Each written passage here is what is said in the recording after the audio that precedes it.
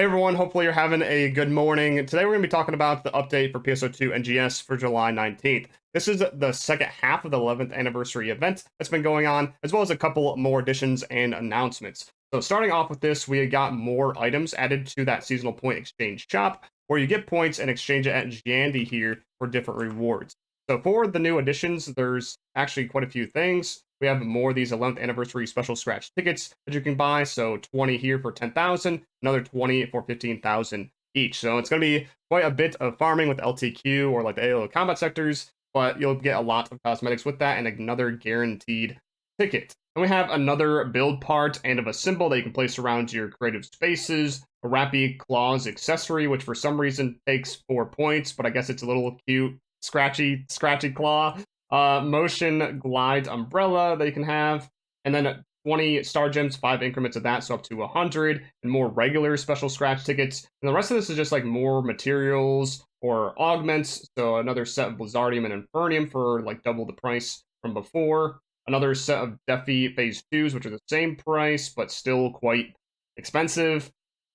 More Gigas 4s, which I would highly recommend because these have good value, especially because of the Gigas Mass Stay that's available. More Soul 4s, Dreadkeeper 4s, nice. Doable 4s, and another set of Alpha Reactors they can just sell for Meseta. If you want all of these items, or at least the majority of them, you're going to have to rack up millions and millions of seasonal points to do so. But thankfully, this week there is a boost event going on that got added for the LTQ. LTQ is still the same, the Fortress in the Forest. It's going to be remaining for this week up until the 25th, but there's a boost now for it with seasonal points plus 50%. So instead of 20,000 per run, you get 30,000 seasonal points per run, just like the quiz from before it. But this quest is faster than that, so that's pretty nice. Then also 100% rare drop rate, so more items, as well as drop item preset skill rate or fixer rate on weapons and armor, plus 110%, which does stack with the previous boost event that's still ongoing till August 1st, 110%. So 220% fixer rate. So if you're going for fix revocal weapons, the seasonal weapon, I would highly recommend spamming this LTQ this week. Also, as a side note, it might be the best time to farm for the 11th anniversary special scratch tickets. If you want more of those to drop from the LTQ because of this rare drop rate plus 100%. But I still won't really rely on it because it's still just an abysmal drop chance. And as we know, RDR doesn't really work too well. But it might be your best shot at doing so. But we still don't know the boost for next week with this part 3. It might be more impactful. But moving on with the rest of this update, we have a new trigger quest, Drill Remnants of Ambition. So this is a trigger version of the latest UQ that happened not too long ago with Venogia Vera.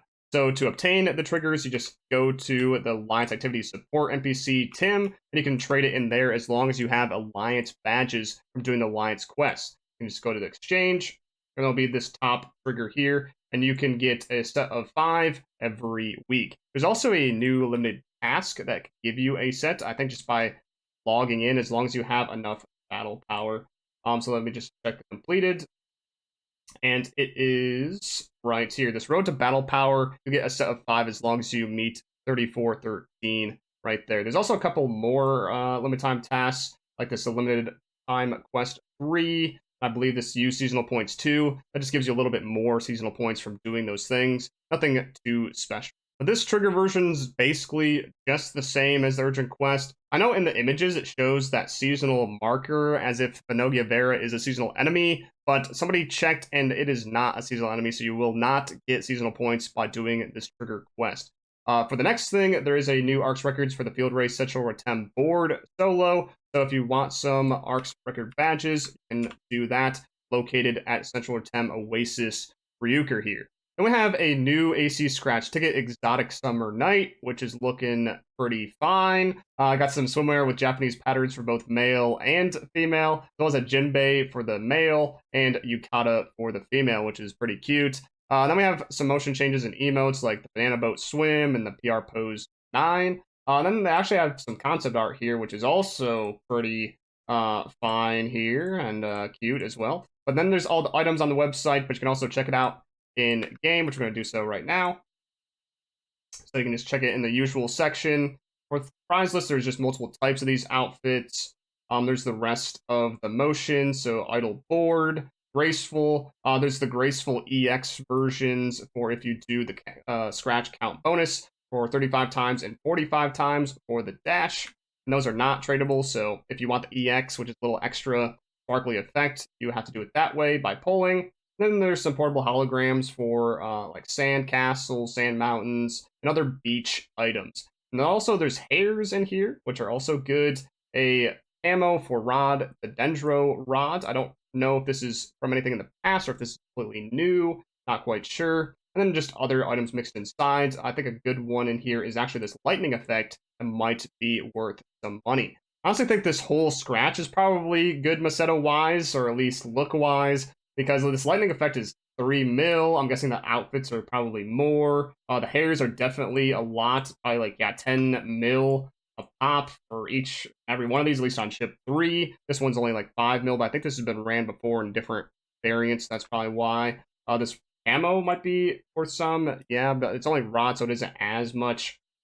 And definitely Sola Beach ones, big money. And with these, just have to excuse my male character here wearing it, but you can actually hide some of these parts, like the things that are covering or the thing on the leg there and your innerwear as well. So you can kind of change it up quite a bit.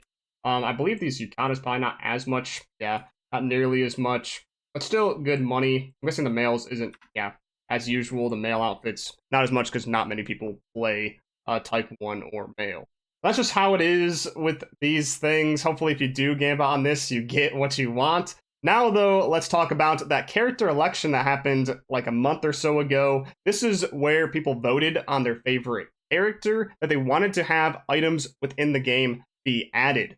Can you guys guess who it may be? Maybe it's the one that you wanted. Well, I know it's the one I wanted. It was Kanui. Here it is. 14.6% of the vote went to her. So she got first place. Fedo got second with 12.4%, and Manon got third with 11.7%. So it was actually kind of close. This is actually adding both global and JP players' numbers together. So now we'll be getting items for Kanui as well as Zafedo sometime in the future. No clue on what these may be because we already got the outfits for both Kanui and Zafedo, so we'll have to see. But later this week, we have a premium user PSO2 day as usual every month on the 21st, going to the 23rd, 8 a.m. Eastern. This will give you some more boosts, which will stack with other boosts that we saw earlier. So if you really want to farm hard for the LTQ, I would recommend doing it during this time period because you're getting even more rare drop rate. So hopefully people are getting tickets within that window. But also later this week, we'll be getting another NGS headline on the 25th, so 6 days away from now, which should show us some more details on that ultra high difficulty quest that we saw last headline, as well as that collab Uncle from Another World. I do think that this next headline will be a big one, because in addition to those two things, there'll be a standing multi-party quest in August, which is a randomized dungeon that they've been kind of teasing about, that will be in Lucille, the floating island. So multiple parties of 4 going into this thing, actually be a little bit more replay value. They said it isn't going to be quite like GeoLab Rank 1, which did so poorly. So hopefully this is good and does not flop. But for the rest, there's probably a couple limited time quests. I know some of this will be attached to September because that's when a seasonal event will be happening. Maybe a couple LTQs within the month of August, as well as a new part of the story, Chapter 6, Part 2. Hopefully it's more than just one mission like Part 1, but we'll see about that. But also with Creative Spaces, we will be getting Alliance spaces in August. That's going to be pretty huge. So additional spaces that you can mess around with, and maybe some additional things to do in there versus the normal ones. There'll be enhancements later, so that might do it. Also, Retem motif-based terrain. So I think what that means is desert terrain, so not like Alio for your islands, but more of a desert theme, as well as new build parts, probably with Retem theme as well. And some other collab scratch. I'm not sure if it's in August or September, the month after. I really do hope that the month of August is good, because I think a lot of players need it to be right now. Essentially, the version 2 update, I won't really call it a flop so far, but it's been disappointing, at least for those that haven't gone into like the creative spaces and done a whole lot because they're just not into it, or they didn't really enjoy like the Star Wars enemy types since it's so similar to the Dolls enemies, or like the Dual Quest Phase 2 because not really many people like the Dual Quest in the first place.